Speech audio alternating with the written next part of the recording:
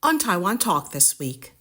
On December 15, 1978, then U.S. President Jimmy Carter made an important announcement that would eventually shape Taiwan policy. The United States of America and the People's Republic of China have agreed to recognize each other and to establish diplomatic relations as of January the 1st, 1979. Those words ushered a period of deep anguish for then-President Jiang Jingguo and members of his administration. One of the late president's lieutenants was Fredrick Chien, who eventually went on to become Foreign Minister and control Yuan president. Now, to kick off ICRT's 45th birthday celebration, Chien sat down with us to tell us what transpired in the period immediately after that announcement. Those events would also lead to the founding of International Community Radio Taipei.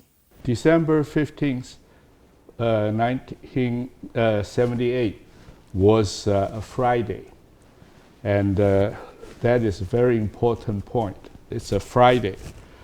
About 11:30 Taipei time, I received a phone call at my home. I was already asleep. Asked me to rush to this place. There's a Seven Seas Villa. That was President Jiang Jingguo's residence. Asked me to go there at once. And when I arrived, and President asked me, "What do you think about the purpose of it?" I said, very simple. Remember in July 1976, about 2.5 years ago, you asked me to write different scenarios of U.S. trying to change her relationship with us.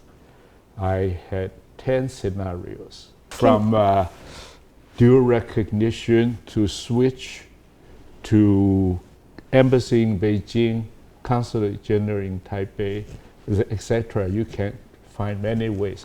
And the last one was what the PRC demanded the U.S. to do: cut off diplomatic ties with us, take away all the U.S. military personnel from Taiwan. Third, abrogate the Mutual Defense Treaty. But the third never happened, right? Well, the third did happen. At that time, the U.S. government took advantage of the content of the Mutual Defense Treaty. The last article was, if either side wanted to end the treaty, it should give 1 year's advance notice. In other words, the derecognition took place January 1st, 1979. The defense treaty would end, terminate. It's abrogated. Leonard Unger did not come in until 2 a.m. the next morning. He was totally unprepared. Just have a piece of paper, several pieces of paper. I think 3. First piece of paper was message from Jimmy Carter to President Jiang, literally notifying him that I want to establish diplomatic ties with PRC. For that reason, our relationship cannot be continued.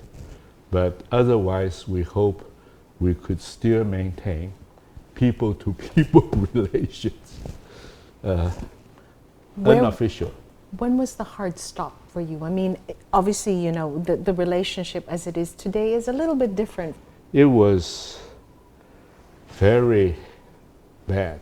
And then he read the joint communique between USA and PRC, which was to be announced a few hours later. Then the third message was what the US would be doing. They will send a special envoy to come to Taipei, representing Jimmy Carter, to discuss with us what followed with the unofficial relationship. Oh, and then there was the only thing Unger said of his own. I think he was also instructed, but it was not really He said, whatever I told you now, for 8 hours, you cannot tell anybody. This really angered President Jiang. He said, we have been allies for over many decades. 1941, 1980, 70, almost 30 plus years. And we have been in such good friendship. And we have a very important mutual defense treaty. And all this, you told me like this. Only 8 hours. And you do not allow me to announce this to my people. I have to cheat them during those 8 hours as if nothing happened. I cannot do that. So the meeting was very short, just as simple as that. 2:30 he came in with his political counselor, and not quite 3 o'clock they left. And President Jiang went upstairs to his living quarter. In 2 minutes came down with the paper which I wrote for him, the 10 scenarios. He said, now you do according what you write in that 10th scenario, which number 1 was to call several top-level government officials to his residence, to tell them and to have a close discussion about what we would be doing. And then I should alert our embassy in Washington. I should ask James Soong to write down all what happened at those half an hour less. And then number 3, there's a gentleman, Victor, who was personal secretary to the foreign minister.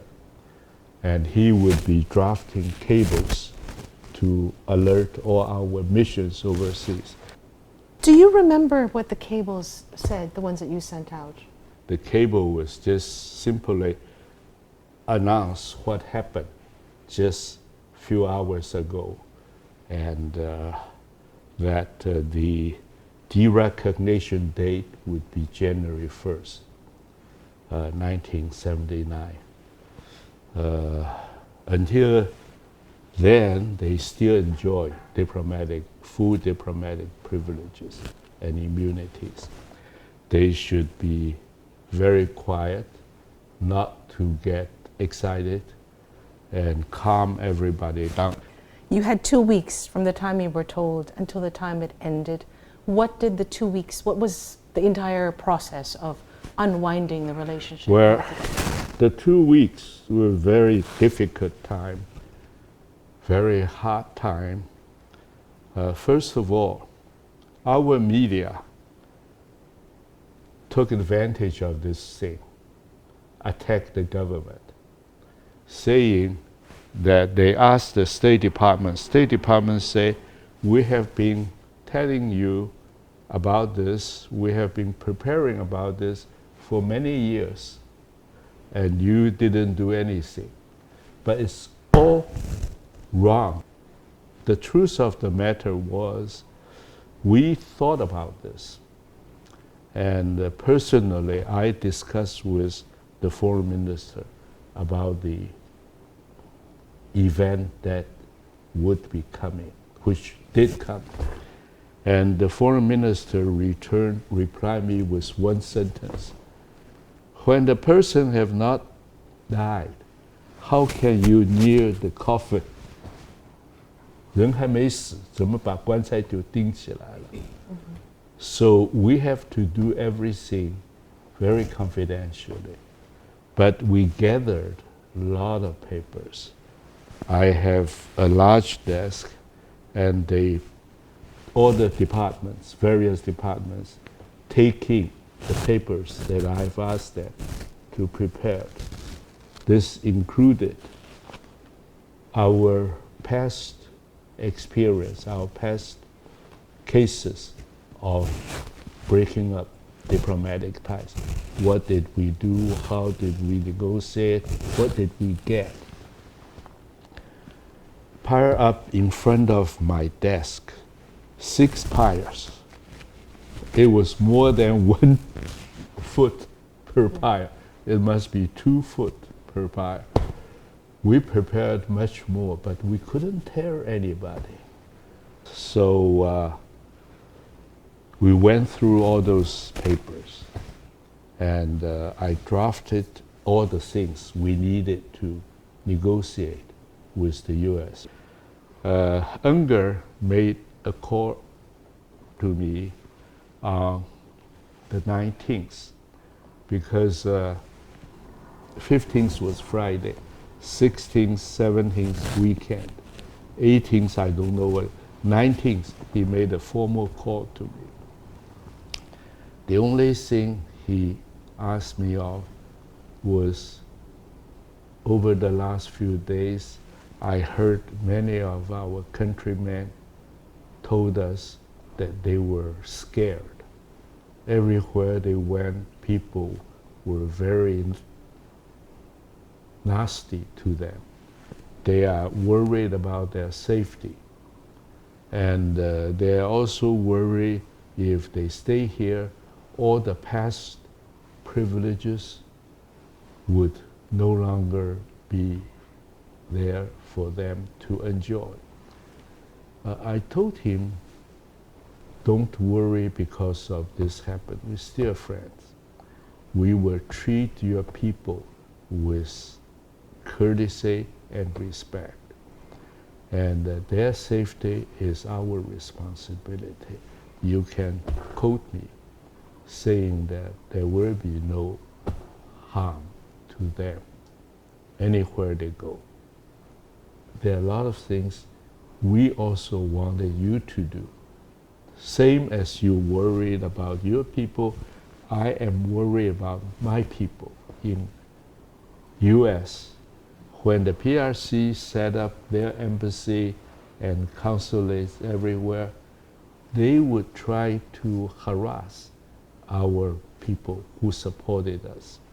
And the PRC have very clear record. They're agents everywhere. So you need to protect our citizens in your country. With regard to your people, whatever they had in the past will be continued. I say, for instance, you have the Armed Forces radio station Taiwan. Of course, all the armed forces would be leaving, but we would ask our business people to set up ICRT. The club, we say the American people must have a club. So you have the Taipei American Club, few steps away from this building. Whatever convenience and your people used to enjoy, we would provide for them. You were listening to former Control Yuan President and Foreign Minister Fredrick Chien. And that does it for this week's edition of Taiwan Talk. You can catch the extended edition of this episode on Spotify, Apple Podcasts, or wherever you download your podcasts. I'm Hope Go. Thank you for tuning in.